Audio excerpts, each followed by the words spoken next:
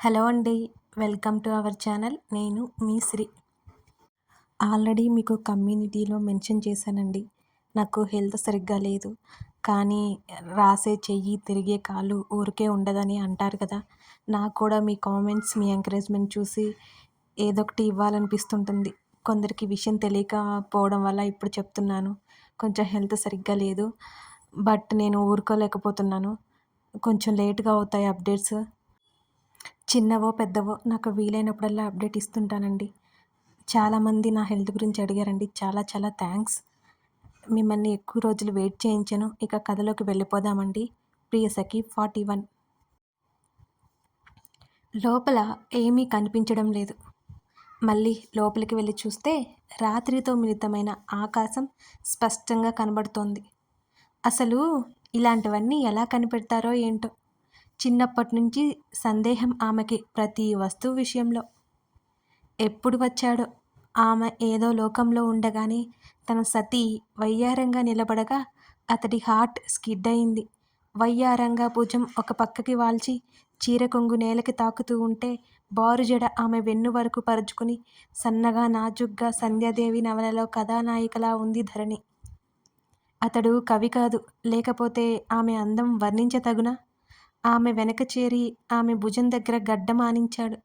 అతని గరుకుగడ్డం తాకిడికి గిలిగింతలు పుట్టి నవ్వింది మీరా అంటూ. ఆ నవ్వే కదా అతనికి కావలసింది. ఆ నవ్వు కోసమే అతను ఏదైనా చేసేది. ఏం చేస్తున్నావు అని అడిగాడు. చూస్తున్నా. ఆమె మెడ ఒకవైపుకు వంచి ఆమె జడ అడ్డు లేకుండా వేసి ఆమె మెడ దగ్గర చెంప ఆనించాడు. అప్రయత్నంగా ఆమె అతని చెంప మీద చెయ్యి వేసింది. అతని వెచ్చని కౌగిలిలో అలా ఉండిపోయింది. గ్లాస్ డోర్ మీదున్న ఆమె చేతుల మీదకి అతని చేతులు చేరి ఆమె చేతి వేళ్ళను బంధించాయి. ఆమె నునుపైన మెడ మీద అతని గుర్తు ఒకటి ఇవ్వగా ఆమె కనుబొమ్మలు ముడిపడ్డాయి. ఆమె పెదవులు బిగుసుకున్నాయి. మొరటుతనం చిరుకోపంగా అంది. అంటే? అడిగాడతడు. ఇదిగో ఇలా సున్నితత్వం చూపించకపోవడమే అన్నది. కాసేపటి వరకు ఆమె సమక్షంలో అతను అలాగే ఉన్నాడు. నీ ముఖమేంటి వాడిపోయింది? కనీసం దూరమైనా జరగకుండా అన్నాడతను. అదేం లేదు. అతని పెదవులు చేస్తున్న మాయకి అంతకంటే మాట్లాడలేకపోయింది. నీ వేస్ట్ థింకింగ్ ఇంకా మిగిలి ఉందా? ఆమెను తన వైపుకు తిప్పుకుంటూ అడిగాడతడు. అంటే నేను అనవసరంగా ఆలోచిస్తానా? అలిగినట్టుగా అడిగింది. నిజమే కదా! పెదవి విరిచాడు. ఏమీ కాదు అతన్ని దాటుకుని వెళ్ళిపోవడానికి ప్రయత్నిస్తున్నా ఆమెను వెళ్ళకుండా ఆపేస్తూ. డిన్నర్ చేశావా అని అడిగాడు. చేసినట్టు తల ఊపింది. ఆమె చేతిని పట్టుకుని బెడ్ దగ్గరికి నడిచాడు.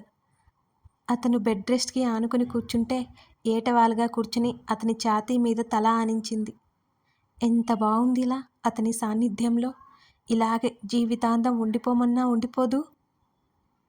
దీన్ని కట్ చేసి పడేస్తా అన్నాడు ఆమె బారు జడని విసుగ్గా చూస్తూ. ఎందుకు? కిలకిలా నవ్వేస్తూ అడిగింది. ఆ జడ ముందుకు విసిరి ఆమె భుజం మీద పవిట నెట్టాడు పెదవులతో. తన్మయత్వంలో మునిగిపోయి కళ్ళు మూసుకుంది. ఏం చేశావివాళ అని అడుగుతూ ఆమె మెడవంపులో ముఖం దాచుకున్నాడు. ఆమె శరీర పరిమళాలు అతన్ని గతి తప్పేలా చేస్తున్నాయి. ఇప్పుడెందుకు ఇవన్నీ? వారి ఏకాంత సమయంలో ఆ మాటలన్నీ అనవసరం అనిపించింది తనకి. చెప్పు. ఆమె భుజం మీద పెదవులు నిలిపాడు. కాస్త పక్కకి తిరిగి కళ్ళు ఎత్తి అతడిని చూసి సృజన్ వచ్చాడు అంది మెల్లిగా. ఎందుకట? ప్రశాంతంగా ఉన్న అతని వదనం చూసి కాస్త ఆశ్చర్యంగానే ఉంది తనకి. అతడు మాట్లాడినవి తను మాట్లాడింది చెప్పింది. చెప్పిన వెంటనే కళ్ళు దించుకుంది. అతడేం మాట్లాడకుండా ఆమెను దగ్గరికి తీసుకున్నాడు. నేనేమైనా తప్పుగా ప్రవర్తించానా అని అడిగింది మెల్లిగా తలదించుకొని. ఏమో నాకెలా తెలుస్తుంది? ఆమెను తన మీదకి చేర్చుకున్నాడు. అదేంటి? మీకేం అనిపించడం లేదా? తన హృదయంలో ముఖం దాచుకున్న అతడి ముఖాన్ని 2 చేతుల్లోకి తీసుకొని అతన్నే చూస్తూ అడిగింది. ఏమనిపించాలి? ఎందుకు అనిపించాలి? ఆమె చుట్టూ చేతులు బిగించి కళ్ళు మూసుకున్నాడు. అతని ధోరణి అంతు చిక్కడం లేదు తనకి. అది పూర్తిగా నీ స్వగతం అన్నాడతను. మాట్లాడలేదు ధరణి. ఏదైనా గుర్తొస్తే చాలు ఆ ఆలోచన ప్రవాహంలో కొట్టుకుపోతుంది ఆమె. దాని నుంచి తప్పించేది ఎలా ఆమెని? పెద్ద కష్టమైపోయింది అతడికి. సరే గాని హనీమూన్‌కి వెళ్ళాలి అని లేదా? అతడు అడగ్గానే వింతగా చూసింది. ఇప్పుడా? ఆశ్చర్యంగా అతని ముఖాన్ని చూస్తూ అడిగింది. మరెప్పుడు? 60 ఏళ్ళు వచ్చాక వెళ్తావా? అని అడిగాడు. అలా కాదు. మరెలా? దానికి సమాధానం లేదు తన దగ్గర. వెళ్దాం అన్నాడు అతను. పెళ్ళైన దగ్గర్నుంచి ఆమె అలా ఇంట్లో ఉండడం నచ్చలేదు అతనికి. కానీ పరిస్థితుల రీత్యా తప్పలేదు. ఏవండీ? మెల్లిగా పిలిచింది. అన్నాడు. నేను నేను ఆమె నసుగుతోంది. హా, నువ్వు? అది నేను మీతో పాటు ఆఫీస్‌కి రానా? భయపడుతూనే అడిగింది ధరణి. అతడు మాట్లాడకముందే తనే మాట్లాడుతూ ఏ పోస్టులైనా పర్లేదు అంది. అలా అయితే ఎవరిని ఉద్యోగం నుంచి తీసేయమంటావు? అని అడిగాడు అతను డ్రామాటిక్‌గా. అయ్యయ్యో! అలా కాదు. ఎవరిని తీసేయక్కర్లేదు అంది కంగారుగా. మరి? పోనీ మీ పిఏగా? అయితే నా పిఏని ఉద్యోగం నుంచి తీసేయమంటావు అంతేనా? అని అడిగాడు. అలా కాదు కంగారుగా చెప్పింది మళ్ళీ.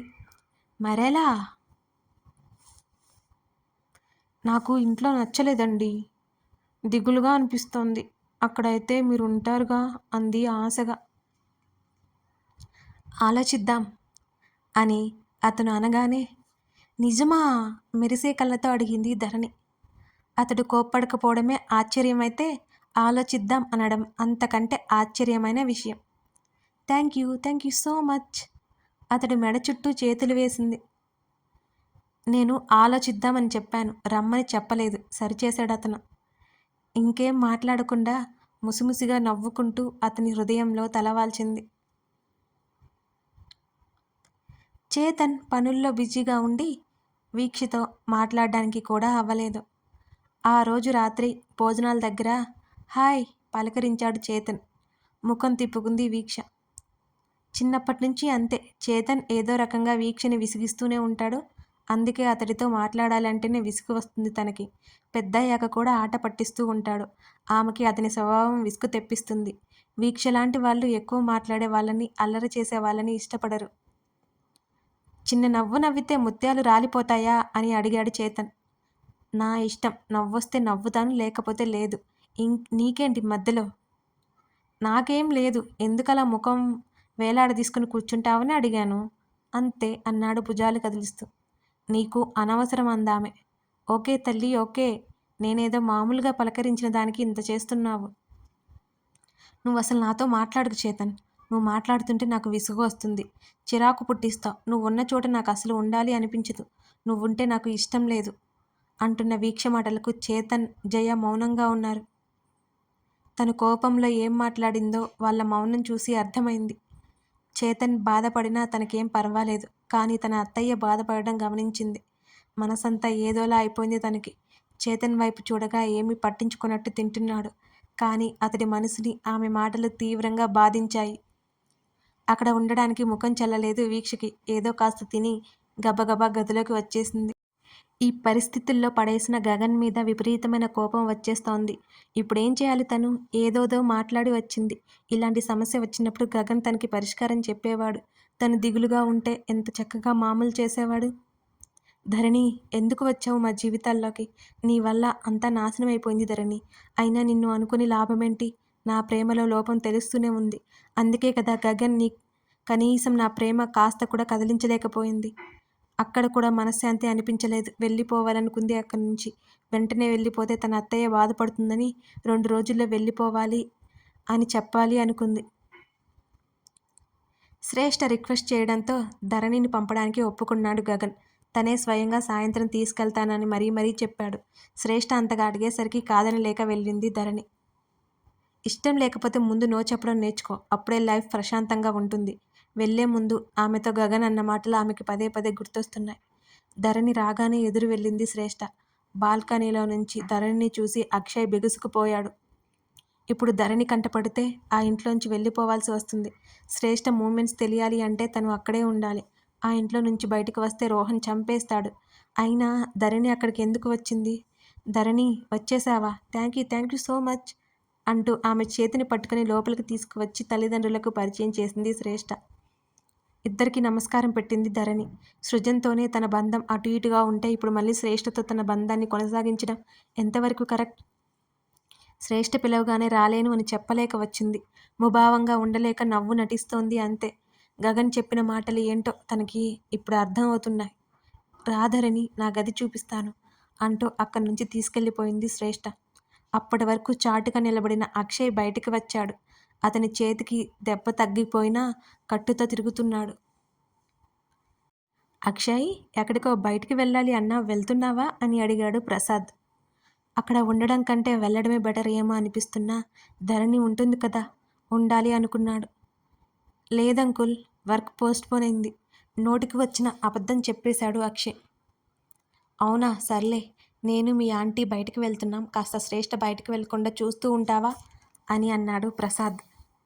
అలాగే అన్నట్టు తల ఊపాడు లోపల సంతోషపడుతూ అక్షయ్. వెంటనే రోహన్కి విషయం చేరవేశాడు. కథ కొనసాగుతుంది. Thank you for watching this video.